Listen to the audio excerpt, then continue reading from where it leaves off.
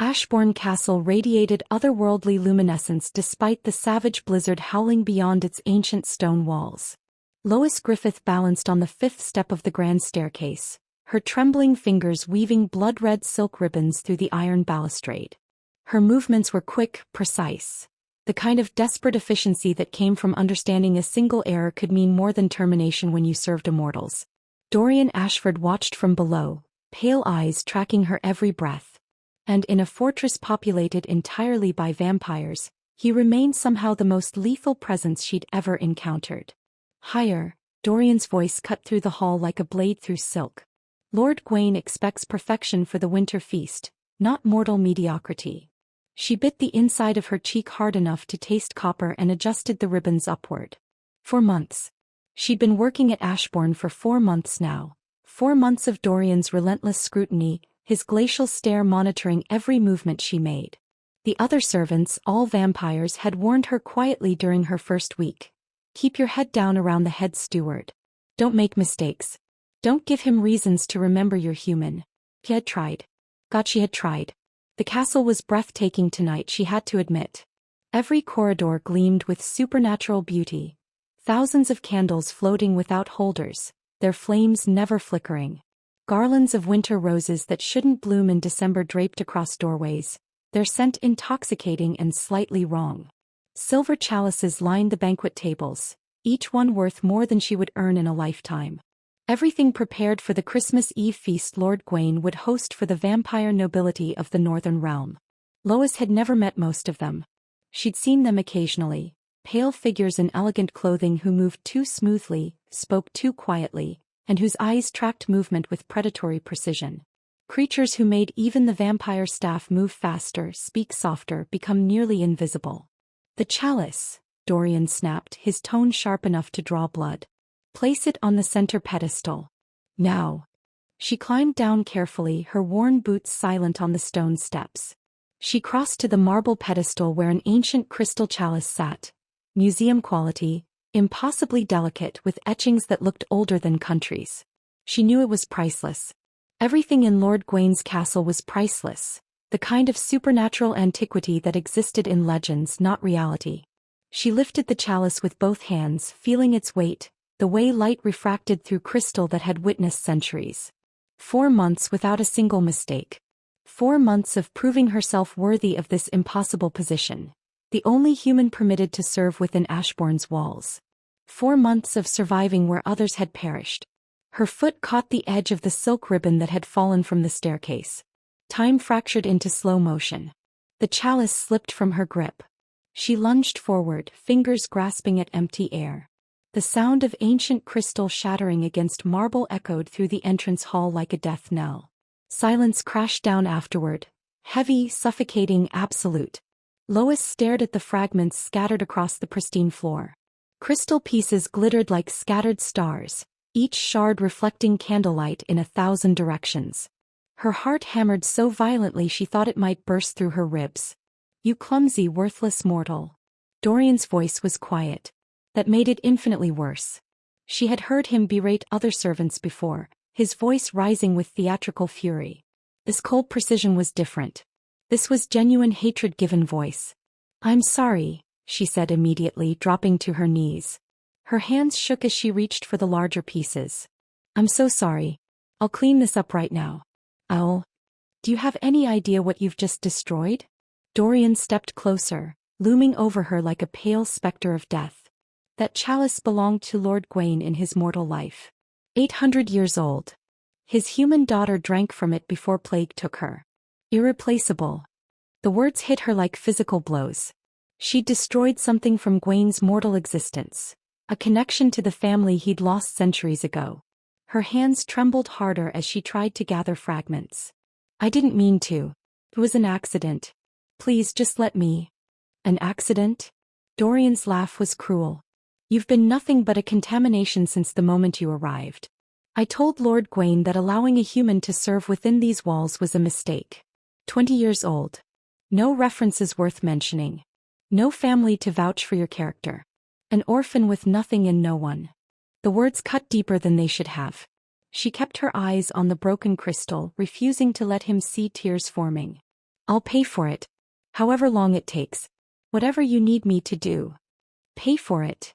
Dorian crouched down, his breath cold against her face. With what? Your pathetic mortal wages? It would take you 50 years to cover the value of what you've just destroyed. And you don't have 50 years, do you? You barely have 50 winters left in that fragile body. Lois fought back the sob building in her throat. She wouldn't cry. Not in front of him. Please. Just give me a chance to fix this. I'll work extra hours. I'll take any punishment. Just please don't. You'll leave. Dorian stood abruptly, smoothing his impeccable vest with sharp, precise movements. Right now. Gather nothing. Take nothing. You are banished from Ashbourne Castle immediately. Her head snapped up. What? You heard me. Dorian's pale eyes gleamed with satisfaction. You're terminated. I want you off this property within the next 5 minutes, or I'll have the guards remove you by force. But, scrambling to her feet, panic clawing at her throat. Outside, wind howled against the windows with primal fury. Snow had been falling for hours. The weather reports had warned everyone to stay indoors. The temperature had dropped below zero, with wind chill making exposure lethal. It's Christmas Eve. There's a blizzard outside. I don't have anywhere to go. The nearest town is 8 miles through. Not my concern. Dorian turned toward the coat closet near the entrance. You should have considered that before desecrating Lord Gwain's most precious possession. What happens when a human breaks an immortal king's most precious possession? Dorian's punishment is swift and merciless. The blizzard outside becomes her death sentence. But you need to witness what unfolds when Lord Gwain discovers his maid freezing in the snow. His rage will shake the foundations of vampire society itself. Will she survive? Will he reveal the terrifying depths of his power? Click subscribe and turn on notifications, because the next seconds of this story will change everything you thought you knew about vampire kings and the mortals they're forbidden to love. Don't miss what happens next. Mr. Ashford, please. Lois hated the way her voice broke, hated the desperation bleeding through every word. Just let me wait until morning. Until the storm passes. I can sleep in the servants' quarters. You'll never see me again after sunrise. I said now. Dorian yanked open the massive entrance doors. Arctic air blasted into the hall with physical force. Snow swirled inward, dusting the marble floor in white. The temperature plummeted instantly, turning her breath into visible clouds. Beyond the threshold, visibility dropped to nearly zero, white sheets of snow falling so thick she couldn't see past the castle steps. My coat, she tried again, voice barely audible over the wind's roar. At least let me get my coat from the staff room. You'll leave with what you're wearing. Dorian grabbed her thin servant's uniform jacket from a nearby hook and thrust it at her. The fabric was meant for indoor work, offering about as much protection as tissue paper. Take this and go. No. Unless you'd prefer I report to my lord that you not only destroyed his daughter's chalice but also refused a direct order from his head steward. Lois's fingers closed around the jacket automatically. Her mind reeled, unable to process what was happening. She looked past Dorian through the open doors at the apocalyptic storm raging beyond. The wind screamed like something alive and furious. Snow fell in waves thick enough to drown in. Please, she whispered one final time. I'm begging you. Don't make me go out there. I won't survive. Something flickered in Dorian's pale eyes. Not mercy but satisfaction. Dark, genuine satisfaction. Perhaps you should have considered that before proving humans have no place among immortals. His hand closed around her upper arm. His grip was iron-strong, cold as death itself. He pulled her toward the door with supernatural strength she couldn't hope to resist. She tried to dig in her heels, but Dorian was vampire and she was human and the difference was absolute. He forced her out onto the front steps. The cold hit her like a physical assault. Wind tore at her hair, her clothes, her exposed skin. Snow immediately soaked through her thin uniform. The temperature stole her breath, froze her lungs, turned her blood to ice in seconds. Don't return, Dorian said, his voice somehow carrying over the storm's fury. My lord's mercy has limits. Mine ended the moment you walked through these doors 4 months ago. The massive entrance doors slammed shut behind her. The lock clicked with terrible absolute finality. Lois stood frozen, metaphorically and literally, on the stone steps, her mind refusing to process what had just happened. Then survival instinct kicked in, raw and primal. She couldn't stay here on the exposed steps. Couldn't pound on the door and beg. Dorian had made his decision clear, and in a castle full of vampires, his authority was second only to Lord Gawain himself. The main gate. If she could reach the main gate at the end of the long drive, maybe there would be a guard station. Maybe someone would take pity. Maybe she could call for help. Pulling the jacket tighter around herself, she stepped off the stairs into knee-deep snow. The cold was beyond anything she'd imagined. It seeped through her clothes within heartbeats, turning fabric into frozen sheets against her skin. Her boots, meant for polished indoor floors, filled with snow immediately. Her toes went numb within seconds. She started walking, each step harder than the last. The wind pushed against her like a living thing, trying to force her back toward the castle that had rejected her. Snow stung her face, got into her eyes, her mouth. She couldn't see more than a few feet ahead. Everything was white and howling and lethal. How far to the gate? Half a mile. More. She'd never walked the main drive before, had always used the servants' entrance near the kitchen gardens. Her teeth started chattering violently. Her fingers went completely numb, then her hands, then her arms. She wrapped them around herself and kept moving because stopping meant freezing and freezing meant dying, and she refused to die like this. Not after surviving her family's massacre. Not after 3 years of building a life from nothing. Not because of one broken chalice and one vindictive vampire's cruelty. The drive stretched endlessly ahead. Or maybe she was walking in circles. Everything looked identical through the curtain of white. Dark shapes appeared on either side that might have been trees or might have been shadows or might have been nothing at all. Her sense of direction vanished completely. Lois's legs began to feel distant, disconnected from her body. She stumbled over something hidden beneath the snow. A root, a stone, her own feet, and crashed to her knees. Pain shot through her legs but felt muted, far away, like it was happening to someone else. Get up. Get up. Get up. She forced herself upright, using a nearby tree for support. The bark was rough under her numb fingers. She clung to it for a moment, trying to catch her breath, trying to remember which direction she'd been walking. Movement was getting harder. Her body felt sluggish, unresponsive, like her muscles were turning to stone. She couldn't feel her feet anymore. Couldn't feel her hands. Just bone-deep cold that seemed to reach into her chest, squeezing her lungs, slowing her heart. Just rest for a minute. Just 1 minute. She sank down against the tree trunk. The snow beneath her was almost soft, almost comfortable. Her eyes drifted closed. Memories flooded back unbidden. Her family's last Christmas together before the vampires came. Her little brother's laugh. Her mother's smile. Her father's terrible singing. All of them gone now, slaughtered by creatures exactly like the ones who'd just sentenced her to the same fate. Maybe this was justice. Maybe this was always how her story would end. The cold didn't hurt anymore. I was good. That meant she was close to the end. Her heartbeat slowed. Her breathing became shallow. Snow gathered on her shoulders, her hair, slowly burying her like a funeral shroud. At least the vampires won't get my blood, she thought distantly. At least I die on my own terms. The castle's warm lights were long gone behind curtains of endless white. Her last conscious thought was that dying in snow was somehow gentler than dying in fangs. She was wrong about so many things that night. Lois is dying in the snow, her heartbeat slowing, her body surrendering to the cold. But what she doesn't know is that Lord Gawain has just returned to the castle. What she doesn't know is that he's reviewing security footage at this very moment. What she doesn't know is that the rage building in an 800-year-old vampire king is about to explode with a force that will terrify every immortal in the Northern Realm, revealing the rescue that defies every vampire law. And the moment he realizes this human woman means far more to him than duty or tradition. Subscribe now before you miss the scene that changes everything. Lord Gawain of the Northern Realm returned to Ashbourne Castle precisely at midnight. The moment he crossed the threshold, wrongness prickled against his supernatural senses like needles beneath skin. The castle felt different. Too quiet despite the preparations for tomorrow's feast. Too cold despite fires blazing in every hearth. 8 centuries of existence had taught him to trust these instincts. Something had happened in his absence. He moved through the entrance hall with predatory grace, crimson eyes scanning details most would miss. His dark hair was swept back from a face that had stopped aging at 32. The night he'd been turned while burying his wife and daughter.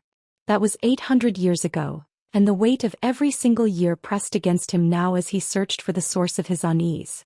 "Dorian," he called, his voice carrying supernatural command that made every vampire in the castle straighten instinctively. "Attend me. Now." The head steward appeared within seconds, moving with the fluid speed of their kind. But he noticed immediately, Dorian's usual cold composure was fractured at the edges. A bead of sweat traced down his temple despite the winter chill. His pale eyes wouldn't quite meet his lord's gaze. "My lord," Dorian said, bowing with practiced precision. "Welcome back. The preparations for tomorrow's feast are—" "Where is the human girl?" Gwaine interrupted. "Lois Griffith. She typically brings my evening correspondence to my study at this hour." Dorian's heartbeat stuttered. Gwaine heard it clearly, the telltale skip of a lie being prepared.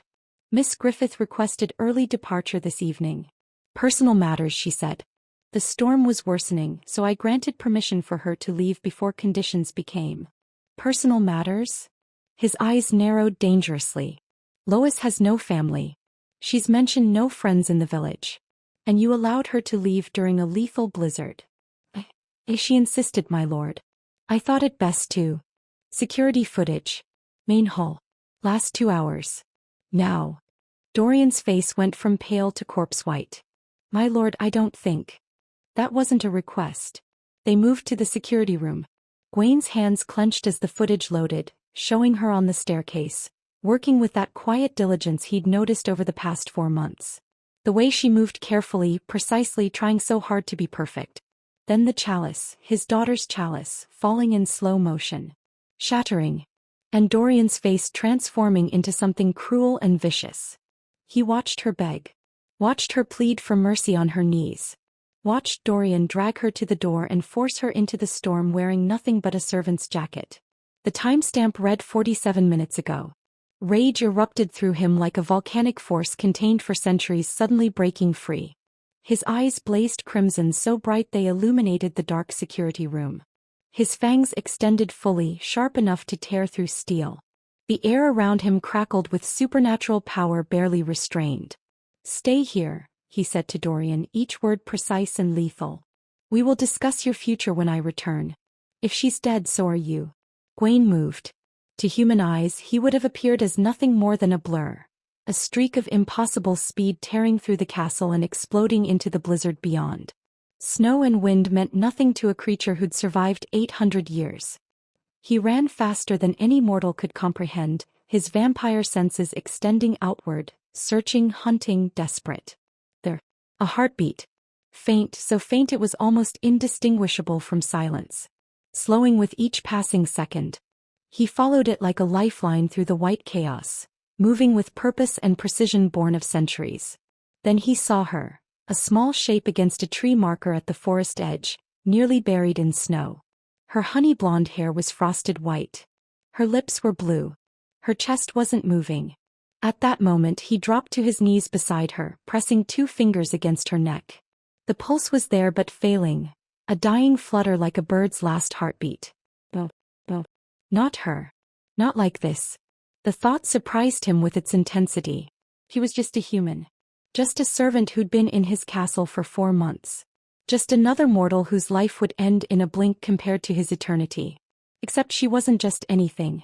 She was Lois, who smiled despite carrying obvious grief in those blue-gray eyes. Who worked tirelessly without complaint. Who'd once asked him about his night, not his orders or his needs, but actually asked if he was well. And meant it. Who treated him like a person instead of a monster to be feared. He couldn't lose her. Wouldn't lose her. Gwaine gathered her into his arms with supernatural gentleness. She weighed nothing to his immortal strength, fragile and frozen and dying. He ran back to the castle faster than he'd ever moved, her body pressed against his chest, trying desperately to share whatever warmth his undead form could provide. "Vance." His voice boomed through Ashbourne with enough force to shake stone. "Dr. Silas Vance. My chambers. Now." He burst through his private sanctuary, a room no human had ever entered in 800 years, and laid Lois on his bed. His hands moved with clinical efficiency despite the terror clawing at his throat. He stripped away her frozen clothing, wrapped her in furs and blankets, built the fireplace into a roaring inferno. Then he climbed onto the bed beside her, pulling her against his body, using his supernatural temperature regulation to force warmth into her dying form. Dr. Vance appeared within seconds, his medical bag already open. The vampire physician worked quickly, checking vitals, inserting warming forelines, his expression growing grimmer by the moment. Severe hypothermia, Vance said quietly. Her core temperature is dangerously low. Another 10 minutes and her heart would have stopped entirely. She's not out of danger yet, my lord. The next few hours are critical. Gwaine didn't leave her side. He held her hand through the night, feeling her pulse gradually strengthen, whispering to her in languages she couldn't hear, ancient tongues from his mortal life, prayers to gods he'd stopped believing in centuries ago. As dawn approached, color finally returned to her cheeks. Her breathing deepened. Her eyelids fluttered. She opened her eyes slowly, confusion and fear warring in their blue-gray depths. She looked around at the impossible luxury surrounding her, then her gaze found him sitting vigil beside the bed, his crimson eyes locked on her face with an intensity that should have been terrifying. "My lord." Her voice was barely a whisper, raw and damaged. The chalice. I'm so sorry." Gwaine's voice was soft but carried the weight of 8 centuries of existence. "You apologize for breaking glass while someone left you to die in my kingdom. Your priorities are dangerously misplaced, Lois Griffith." She tried to sit up, but weakness pulled her back against pillows softer than clouds. Her body ached in distant ways, like pain filtered through layers of exhaustion. She was in the most luxurious room she'd ever seen. Vaulted ceilings carved with intricate patterns, a fireplace large enough to stand in, furniture that looked centuries old and priceless. Lord Gwaine's private chambers. The scandal of a human woman in the Vampire King's personal sanctuary would ripple through the court like shockwaves. "You were out in the storm for 47 minutes, he said, his voice carefully controlled. He sat in a chair beside the bed, his crimson eyes never leaving her face. "Dr. Vance estimates you would have died within the hour. Your heart was failing when I found you." The reality of how close she'd come to death settled over her like a shroud. 47 minutes. Less than an hour between life and complete oblivion. "The chalice," she whispered. "I destroyed something that belonged to Dorian Ashford." Attempted murder. Gwaine's interruption was absolute. "In my realm. Against someone under my protection. His species is irrelevant. His crime is absolute. But I broke." Lois's protest died as he leaned forward, his ancient gaze pinning her with supernatural intensity. "That chalice was from my mortal life," he said quietly. "My daughter drank from it. Her name was Rosalind. She was 7 years old when plague took her, along with my wife Catherine. That cup was one of 3 possessions I kept from my human existence." His expression softened with 8 centuries of grief. It was irreplaceable in sentiment. But it was still an object. "You're a life. These things are not comparable. My daughter would have been horrified to know her cup caused a death." She stared at him, seeing the Vampire King in an entirely different light. Not a monster ruling from cold isolation, but a father who'd lost everything. A husband who'd buried his family and then been cursed with immortality to remember them forever. "I'm sorry," she whispered, "for your loss. I can't imagine." "You can." Gwaine's voice was gentle. "I've read your employment file, Lois. Your parents and younger brother. 3 years ago. You understand loss intimately." Tears burned behind her eyes. "Vampires killed them. A rogue clan that came through our village. They didn't even need the blood, they killed for sport. My brother was 12. He died in my arms. And I lost my family to disease," Gwaine said. "Different methods. Same devastation. We're both survivors carrying guilt for breathing when those we loved cannot."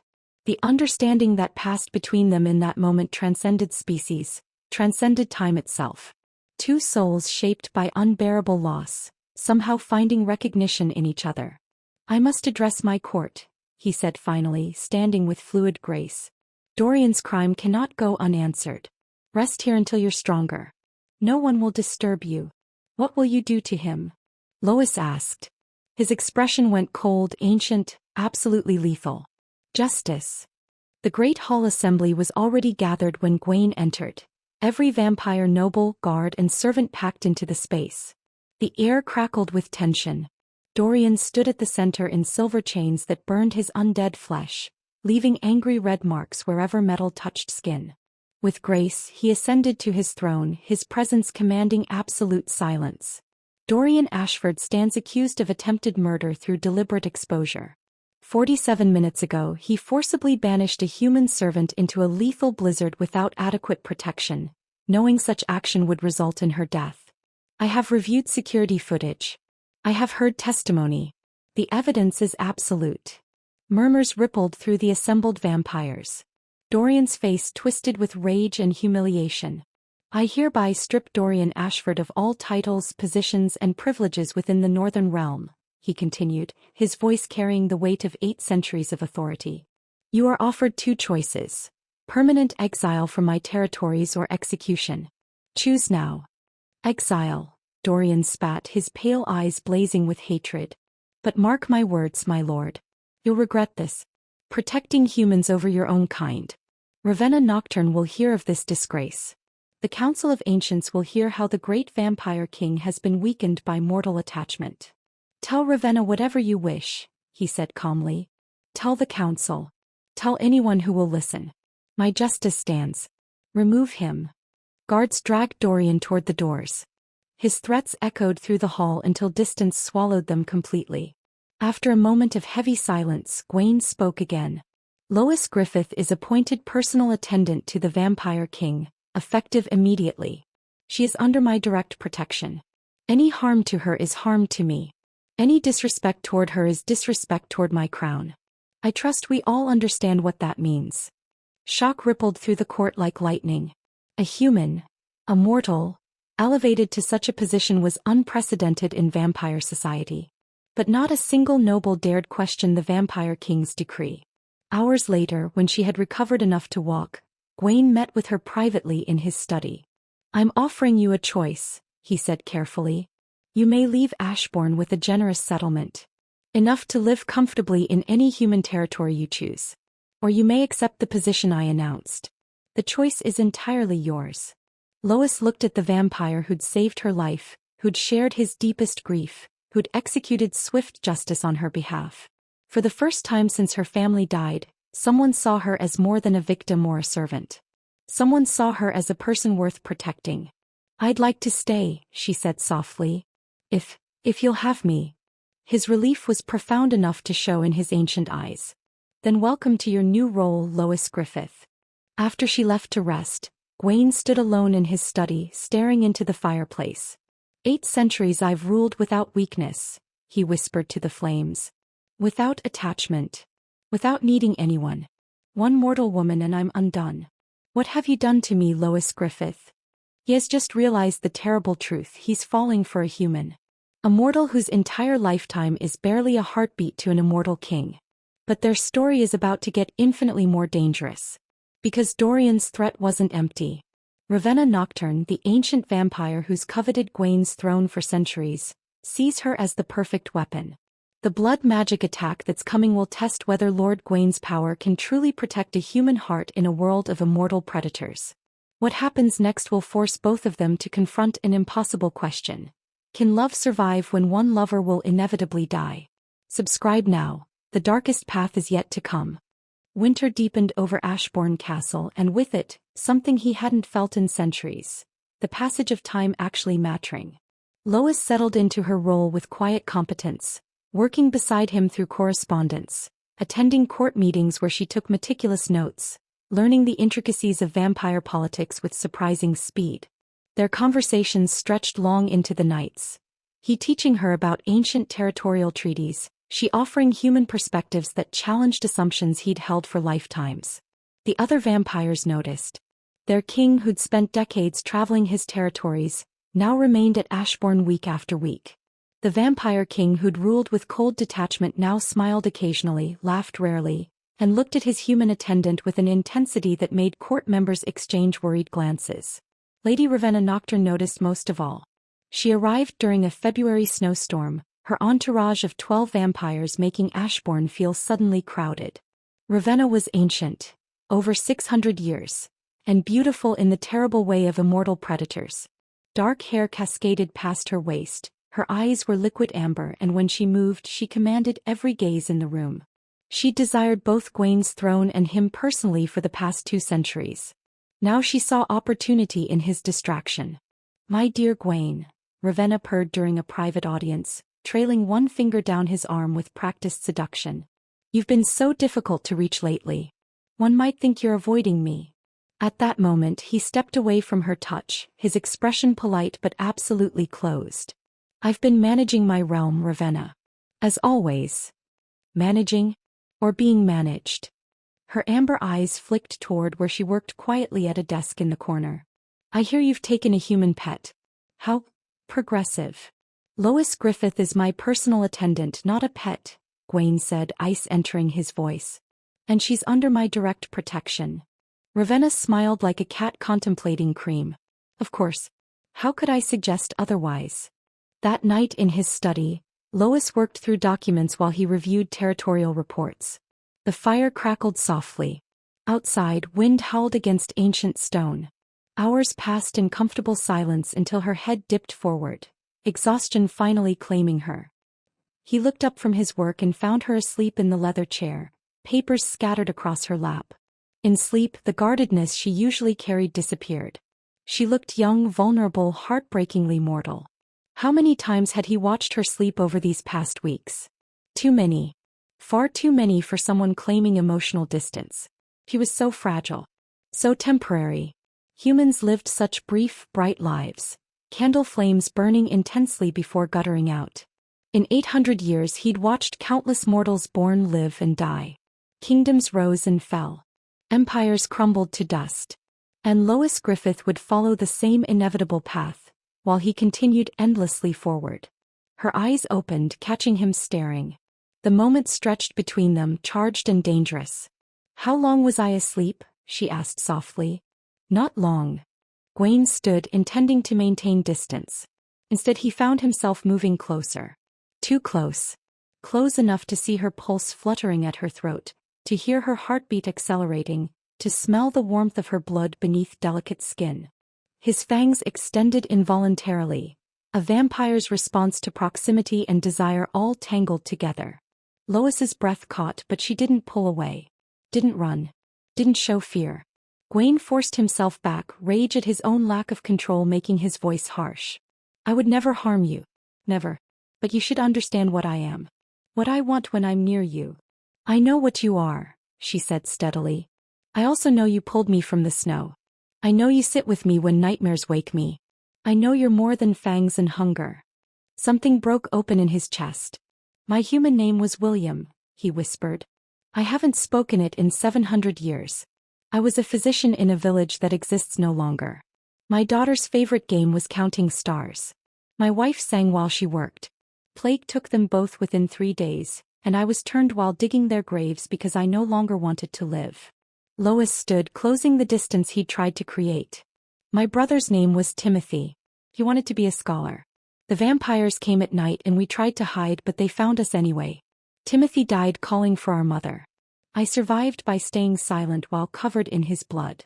They stood facing each other, 2 souls carved hollow by loss, somehow finding recognition in shared grief. "This is impossible," he said. "You'll age. Die. Within decades you'll be gone, and I'll have centuries more existence remembering you. Loving you would be choosing grief." "Then we choose carefully," Lois replied. "But denying this doesn't make us safer. It just makes us lonely." Gwain reached out slowly, cupping her face with hands that had ended thousands of lives but trembled, touching her skin. He leaned down and she rose to meet him, and the space between them was barely a breath when urgent knocking shattered the moment. "Pie Lord." A guard's voice carried panic. "Security breach on the eastern border. Unknown vampires. They're asking for you specifically." Reality crashed back. Immediately he pulled away from her, his expression hardening into the vampire king once more. "I'll return," he promised, then was gone in a blur of supernatural speed. Over the following days, threats mounted. Strange vampires appeared at the borders. Intelligence reports connected Dorian's exile location with Ravenna's known allies. Whispers spread through the court about their lord's judgment being compromised by human influence. At the next council meeting, a noble dared voice the concern openly. "My lord, the court questions whether your attachment to the human servant is affecting your strategic thinking." Gwain's response was ice and fury. "My rule has been absolute for 8 centuries. One human woman hasn't changed that. But question my judgment again, and you'll discover exactly how unchanged my capacity for ruthlessness remains." Silence fell like a guillotine blade. That night, alone with Lois in his study, his careful control finally cracked. "You have changed me," he admitted. "I feel again. Care again. Want again. And it terrifies me more than anything I've faced in 8 centuries." She took his hand. "I've fought wars, built kingdoms, survived centuries," he continued, his voice breaking. "But you terrify me, Lois. You absolutely terrify me." The winter solstice ball transformed Ashbourne into something from a gothic fairy tale. Thousands of candles floated overhead, casting amber light across marble floors. Vampire nobility from across the realm gathered in their finest. Silks and velvets that had survived centuries, jewelry worth kingdoms. And at the center of it all, Lois Griffith stood beside her lord in a deep crimson gown he'd commissioned specifically for this night. She looked ethereal, fragile, impossibly alive among creatures who'd forgotten mortality. "The king's mortal," vampires whispered as they passed. Some with curiosity, others with barely concealed contempt. Ravenna Nocturne arrived fashionably late, her entourage making a dramatic entrance. She approached Gwain with a smile sharp enough to cut. "My lord, I've brought a gift. An ancient text on blood rituals. I thought you might find it educational." Her amber eyes flicked to Lois with unmistakable malice. Gwain accepted the book with cold courtesy, handing it immediately to a servant. How thoughtful. An hour into the celebration, Lois felt the first tremor of wrongness. Her vision blurred. Heat spiked through her body like she'd been thrust into flames. The ballroom tilted sideways. "Gwain." His name barely left her lips before she collapsed. The vampire king moved with supernatural speed, catching her before she hit the floor. His roar of rage shook the ancient castle to its foundations. Every vampire in the ballroom froze as their lord's power exploded outward, a physical force that made the air crackle with barely restrained violence. His crimson eyes blazed bright enough to illuminate the entire hall. "No one leaves," he commanded, his voice carrying absolute authority. "No one." He carried her to his chambers at inhuman speed, laying her on his bed with devastating gentleness. Dark veins were already spreading from her heart, spider webbing across her chest. She burned with fever, her body convulsing. Dr. Vance arrived within seconds. His examination was swift and his expression grim. "Blood magic. Specifically designed to target humans in vampire territory. It's killing her slowly, painfully. Only 2 possible cures. Either the caster lifts it or someone with powerful enough blood magic counters it." "How long?" His voice was barely controlled fury. "Hours. Maybe less." Her body seized. She screamed, hallucinating horrors only she could see. Her organs were beginning to fail, her mortal form unable to withstand supernatural attack. Gwain made his decision instantly. He bit into his own wrist, tearing flesh until ancient blood welled dark and potent. "Lois," he said urgently, pressing his bleeding wrist to her lips. "Drink. Trust me. Drink." She was too far gone to respond consciously, but survival instinct took over. Her lips parted. His blood entered her system, 800 years of accumulated power flowing into fragile mortality. The effect was immediate and profound. The dark veins began receding. Her seizures calmed. Her fever broke. But something else happened too. A bond snapped into place between them, invisible yet absolute. He gasped as he suddenly felt her emotions flooding through him. Pain, fear, confusion, but also trust, and beneath everything something that felt dangerously like love. Then her eyes opened, clearer now. "I can feel you," she whispered in wonder. "Inside my mind. My heart." "Blood bond," Gwain responded softly. "It will last your entire lifetime. We're connected now in ways even I don't fully understand." Investigation moved swiftly while Lois recovered. Guards found damning evidence in Ravenna's chambers. correspondence with Dorian detailing the curse, blood magic components, explicit plans to eliminate the human weakness, and destabilize his former lord's rule. Within 24 hours, Gawain convened the Council of Ancients, 7 vampires who'd existed for over a millennium, who governed vampire law across all territories. They assembled in Ashbourne's council chamber, ancient and terrible in their collective power. There and then Gawain presented his evidence with cold precision. Ravenna Nocturne stands accused of using blood magic to murder my chosen companion, a crime against someone under my explicit protection. Ravenna's defense was political. The council should question whether Gawain himself has violated our sovereignty by elevating Immortal to such status. He's compromised by human attachment, weakened by mortal sentiment. The debate raged for hours. Should vampires maintain absolute separation from humanity? Was Lord Gawain's protection of lowest evolution or dangerous precedent? Finally he stood. His voice carried 8 centuries of authority. You call my care for one human woman weakness. I call isolation masquerading as strength the true weakness. I've maintained peace, built prosperity, ruled with absolute justice for 800 years. But I've also learned that immortality without connection isn't life. It's merely existence. I survived 8 centuries alone. I don't wish to survive 800 more the same way. The council deliberated. Their judgment was unanimous. Ravenna had violated vampire law by attacking a protected individual. Her sentence was execution. Dorian would face the same fate. But the eldest vampire added a warning: we won't interfere with your choice, Gawain. But we won't support it either. This relationship sets precedent that may fracture our society. Then let it fracture, he replied. Some things are worth the cost. Later, alone with Lois in his study, Gawain offered her the ultimate choice. I can arrange your transformation. We could have eternity together. Or you remain human and we love each other knowing it's temporary. He didn't hesitate. I want to love you as I am. Human. Mortal. Limited. Because that limitation makes every moment matter. Eternity might dull what we have. But knowing I have decades, not centuries, that makes every day precious. For he had wanted her to choose eternity, but he loved her more for choosing authenticity. Then I'll love you for every day you walk this earth. And when you're gone, I'll love your memory for every century after. Their first real kiss was passionate and desperate and beautiful, acknowledgement of both overwhelming joy and inevitable tragedy. 1 year later, Christmas Eve returned to Ashbourne. Lois stood on the same staircase where she'd once served as a terrified maid, now decorating as the lady of the castle. Gawain appeared, taking her hand, leading her to the exact spot where the chalice had shattered. He produced a small box. Inside was a ring forged from the chalice's crystal fragments. You shattered my past that night, Gawain said softly. Let's build a future from the pieces. Yes, she breathed. For however long I have. Yes. They kissed as snow fell outside, 2 impossible lovers choosing beautiful tragedy over safe emptiness.